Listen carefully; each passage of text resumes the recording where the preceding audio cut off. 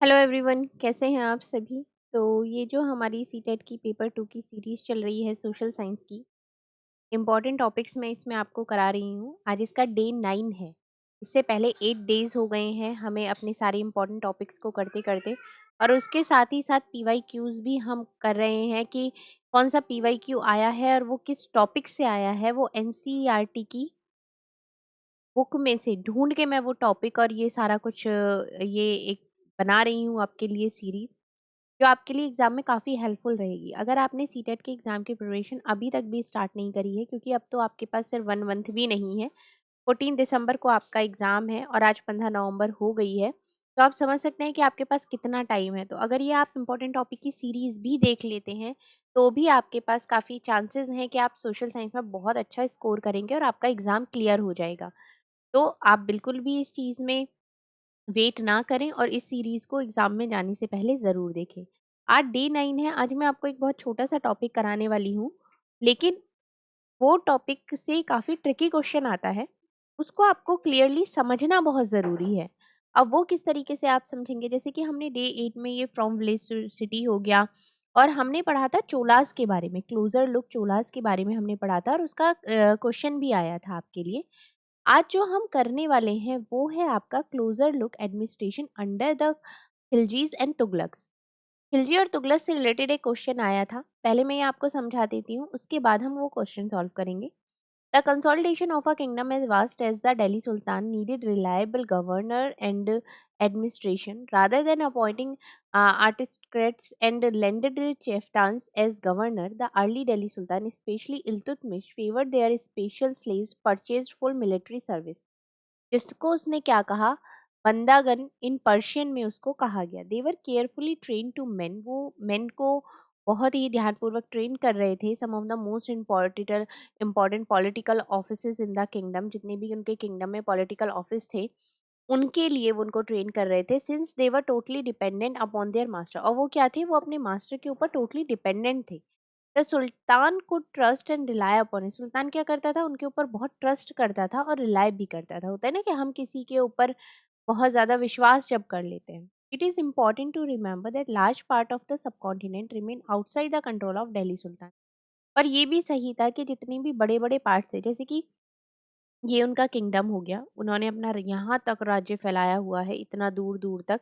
तो ये पॉसिबल नहीं होता किसी भी एक राजा राजा के लिए कि वो हर जगह अपना ध्यान रख सके। तो कभी-कभी ये बहुत ज़्यादा एक तरीके से आउटसाइड था, उनके कंट्रोल के बाहर था कि हर किसी चीज़ पर प्रॉपर्ली नज़र रखी जाए। अब जैसे आप भी अगर कोई काम करते हैं, आप यहाँ पे बिज़ी हैं, यहाँ भी हैं, यहाँ भी हैं, यहाँ भी हैं, एक साथ आपके हज़ार काम, तो क्या आप हर किसी काम पे प्रॉपर्ली ध्यान दे पाते हैं? नहीं दे पाते ना। अगर आप 1 या 2 काम करते हैं तो आप उसको बहुत ही फ़ोकस से कर सकते हैं। ऐसे ही सेम ये था। It was difficult to control distant province like Bengal from Delhi. क्या था, ये बहुत ही ज़्यादा डिफ़िकल्ट था दिल्ली से बंगाल के ऊपर ध्यान रखना। सून आफ्टर एनेक्सिस साउथर्न इंडिया, ऐसे ही साउथर्न इंडिया में रीजन बिकम इंडिपेंडेंट। तो जब ध्यान नहीं दिया जा रहा था तो वहाँ के जो क्षेत्र से वो एकदम इंडिपेंडेंट होनी शुरू हो गई। Even in the Gangetic plains जो थे were forested areas that sultanate forces could not penetrate. मतलब जितने भी लोकल चीफ्तान्स थे establish their rule in their region. उन्होंने क्या किया, जैसे कि ये इनका साम्राज्य है, ये बहुत दूर-दूर तक फैलाया हुआ है। इन्होंने अलग-अलग रीजन में एक चीफ्टैन बनाया हुआ था, मतलब जो उसकी देख-रेख कर रहा था, एक वहाँ का मेन बंदा बनाया हुआ था। अब ये तो यहाँ से हर जगह पर ध्यान नहीं दे पा रहे थे, तो ये जो इंडिविजुअल पर्सन थे, इन्होंने क्या करा, इन्होंने अपना जो रूलर था, एक तरीके से अपना राज्य को बढ़ाना वो करना शुरू कर दिया, एक तरीके से खुद की सत्ता स्थापित करनी शुरू कर दी।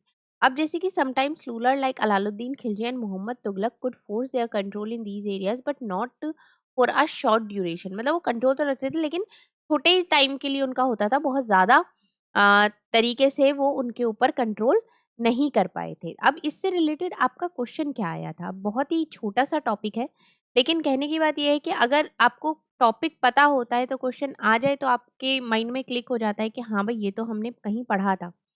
क्वेश्चन था आपका, खलजी और तुगलक वंश के अंतर्गत प्रशासन और समेकन के संदर्भ में सही क्या है। उपमहाद्वीप का काफी बड़ा हिस्सा दिल्ली के सुल्तानों के अधिकार में रहा। गंगा के मैदानी इलाकों के घने जंगलों वाले क्षेत्र को पहली बार बैठा गया। दिल्ली से बंगाल जैसे सुदूर प्रांतों का नियंत्रण कठिन था।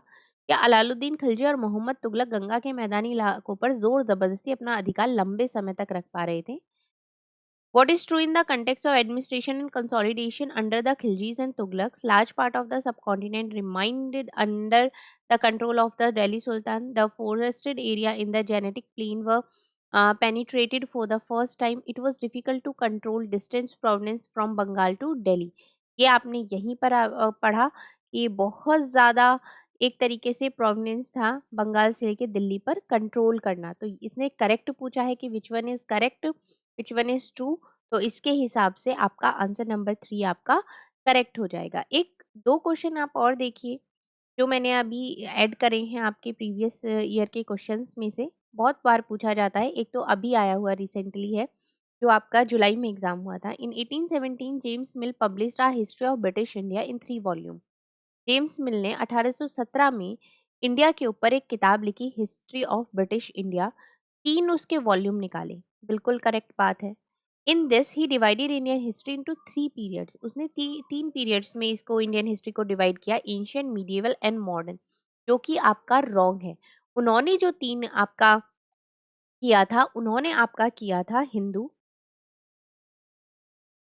आपका था मुस्लिम और आपका था ब्रिटिश। ये 3 वॉल्यूम में उन्होंने अपना ये जो था ये डिवाइड किया था। तो इसके हिसाब से ए तो आपका ट्रू हो जाता है, बट बी आपका फॉल्स है। यही सेम क्वेश्चन एक दूसरे तरीके से भी यहाँ पर पूछा गया है। भारतीय इतिहास की तिथियों और काल के सामविक वाद विवादों के संदर्भ में दिए गए हिंदू, मुस्लिम, ब्रिटिश जैसी कालावधि उपयुक्त है, क्योंकि शासकों का धर्म ही एकमात्र महत्वपूर्ण ऐतिहासिक परिवर्तन रहा है। A periodization like the Hindu, Muslim, British is appropriate as the reason of the rulers has to be only important historical changes। अगर आप देखें कहीं भी आपने पढ़ा हो तो ये जो उन्होंने डिवाइडेशन किया था ये एक्सेप्टेबल नहीं था, क्योंकि ये उन्होंने ये सारी चीज़ों को ध्यान में रखते हुए नहीं किया था, तो इसलिए बाद में इसको एक्सेप्ट भी नहीं किया था। It is problematic to assign precise dates and time span of historical process that spending over a period of time। मतलब लंबी समय अवधि में घटित होने वाली ऐतिहासिक क्रियाओं को निश्चित तिथियों और समकाल विभाजन के अंतर्गत लाना समस्यात्मक है। क्यों समस्यात्मक क्यों है? क्योंकि कोई चीज हिस्ट्री में किस डेट पे हुई है, ये हर डेट को पता करना और उसके हिसाब से हिस्ट्री को लिखना पॉसिबल नहीं है, इसलिए समस्यात्मक है। तो आपका अगर बी वाला स्टेटमेंट आप देखते हैं तो ये आपका करेक्ट होगा, लेकिन आपका स्टेटमेंट ए जो हो जाएगा वो रॉन्ग हो जाएगा, और इस हिसाब से आपका ऑप्शन नंबर 4 इसमें करेक्ट होगा।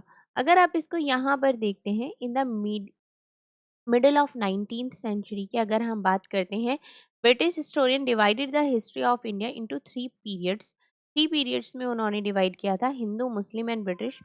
This division was based on the idea that the reign of rulers was the only important historical change। अगर आप देखें या बात करते हैं तो आपका ये जो डिवीज़न था, इसका जो आइडिया था वो सिर्फ़ बेस्ड था उस टाइम पर जो आपके मतलब जो आपके धर्म थे या जो चल रहे थे उसके बेस पर उन्होंने कर लिया था, and that there were no other significant developments. और उस टाइम पर और कोई सिग्निफिकेंट डेवलपमेंट नहीं थे, ना ही वो इकोनॉमी के बेसिस पर उन्होंने किया, ना सोसाइटी, ना कल्चर।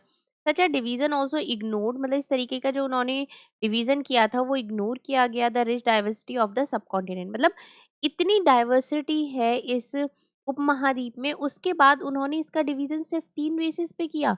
तो ये क्या, ये एक्सेप्टेबल नहीं था। तो आपको क्लियर हो गया। आपको ये चीज़ ध्यान रखनी है कि जो डिवीज़न किया था वो क्या था, हिंदू, मुस्लिम और ब्रिटिश। और ये किसने किया था? ब्रिटिश ने किया था, मिडिल ऑफ 19th सेंचुरी में किया था। और आप ये भी याद रख सकते हैं कि जेम्स मिल ने इसको अपनी बुक को पब्लिश किया था 1817 में। तो ये आपका यहाँ पर ये छोटा-सा टॉपिक है, ये आप ज़रूर से समझें। अब मैं आपको जो आपको नेक्स्ट कराऊँगी हिस्ट्री में, वो मैं आपको मुगल कराऊँगी।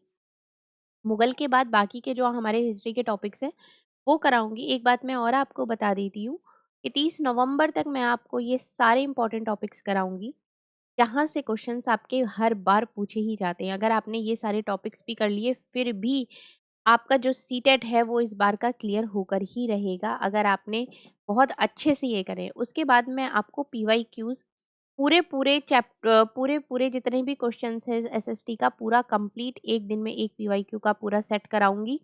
उससे क्या होगा, एग्ज़ाम तक आते-आते जितना भी आपका रिवीज़न होगा या जो भी आपकी तैयारी होगी वो एक बहुत अच्छे लेवल पे पहुँच जाएगी और एग्ज़ाम चाहे फिर कहीं से भी आए क्वेश्चन, आपको पता है आप उसको अटेम्प्ट करेंगे और बिल्कुल सही अटेम्प्ट करेंगे। ये आपकी स्पिरिट होनी चाहिए एग्ज़ाम को निकालने के लिए। तो चलिए, वीडियो अच्छी लगी है तो लाइक भी करिए और शेयर भी करिए कि जो लोग सीटेट के एग्ज़ाम की प्रिपरेशन कर रहे हैं पेपर 2 सोशल साइंस की, वो हमारे साथ जुड़ सकते हैं। Thank you so much.